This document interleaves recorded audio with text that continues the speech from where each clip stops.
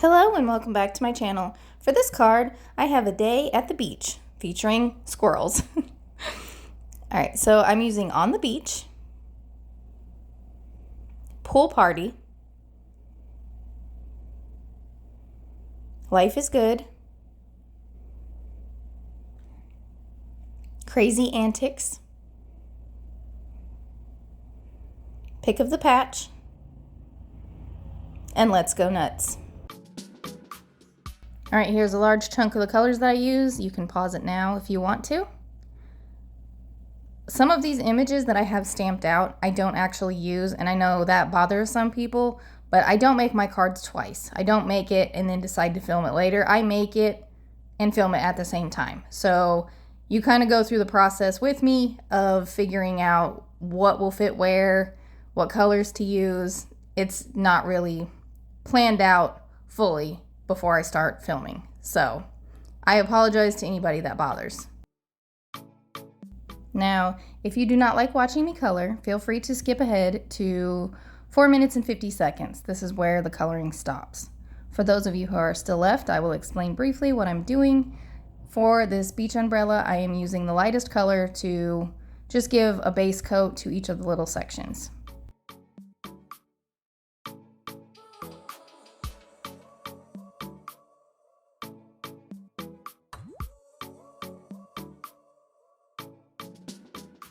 As you can see, as I finish up this last section, it looks pretty flat. So I'm going to go back in with my mid-tone, starting from the bottom and kind of flicking it upwards to about, the bottom third, maybe half of each of the segments. And then, like you can see the blue, I am feathering it. I'm not trying to make it stop in one harsh line. That doesn't really give a realistic effect. Not that this is realistic. I'm putting squirrels in snorkels and stuff, so... Anyway, I go in with the darkest color afterwards, and then I kind of blend it back out. So I go to the mid-tone, blending it out, and then go back to the lightest. And this just helps blend everything together, because sometimes you really do have to work to get the markers to blend the way you want. And the more you add to a certain point, the better it will look. Now, obviously, you can overblend and oversaturate your paper, and it won't look good. For this little bucket, I am doing the exact same thing, lightest color. Then I'm turning it to its side because I feel like I get better control this way with this kind of shape. But I'm just keeping my shadows to what is the left and the right of the bucket, still doing that same feathering technique. And I go through the colors the exact same way I did on the beach umbrella. For the small details like the handle of the bucket, you don't really need to add any additional colors, just one is fine. This little handle of the shovel really didn't need a whole lot either. I still added a little bit of it. If the items are too small, you're just going to lose your detail. It also might darken it more than you want. Moving on to this little beach towel or blanket or whatever it is. I kept this pretty simple. I did try to add like a little bit of shading towards each edge and the center, but I don't really think it's noticeable. I wasn't sure what to do with this one exactly. The flip-flops, again, they're too small to really add a whole lot of shading, so I didn't even bother.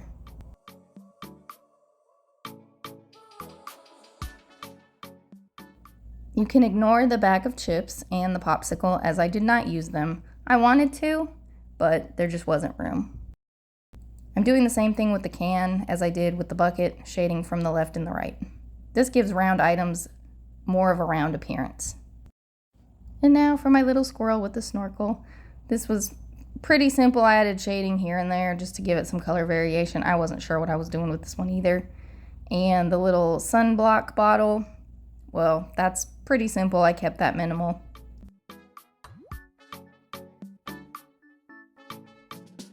Now all of my squirrels get colored with YR31, YR24, and YR27. I'm starting with my lightest color, as you can see. And then I'm going to go in with my mid-tone to sort of map out my shadows. This gives me a little bit of a security net. If I don't like how the shadows are, it's not so dark that I don't think I can kind of blend it back out with my lightest color. Then I'm going to deepen those with my darker color and just kind of go back and forth.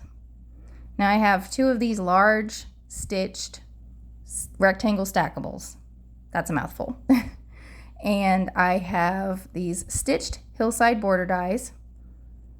as well as the wavy border dies. I guess they're called stitched wave borders. Here they are.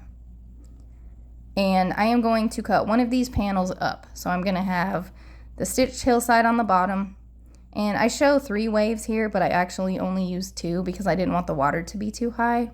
But this will create my waves, my sky, and my sand.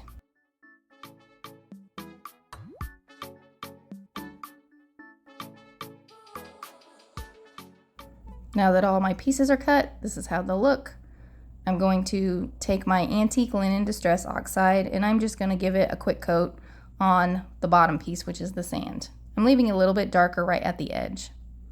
Now I'm taking my vintage photo distress oxide, smushing it on my stamp block, watering it down, and splattering my little sand hill with it. I'm going to do the same with the antique linen, but I didn't clean off my brush, so there's not a huge difference, I don't think. Moving on to the waves, I have Salty Ocean. I'm going to ink these up. I'm going to keep the first one that touches the sand just a little bit lighter than the top one.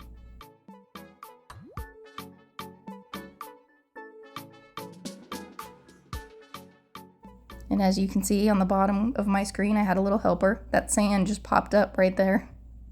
I'm going to spray my water with water. Yeah.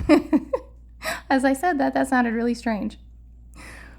All right, and now I'm taking tumbled glass ink and a little cloud stencil, and I'm just gonna make clouds over the top portion, which is the sky. And as you see, again, I have a helper, and this time it's a stuffed animal. That's Jerry. So everybody meet Jerry. That's a giraffe. I guess he came to watch me create my card. I do blend around the stark white spots just to make it not look so harsh. And now here's what it'll look like when all my pieces are layered together. I did glue them to the other stitched rectangle panel I have. And now here I'm just figuring out where I want to place everything. Oh yeah, check out the squirrel with the sunglasses. He reminds me of Men in Black. I might have to do a card like that.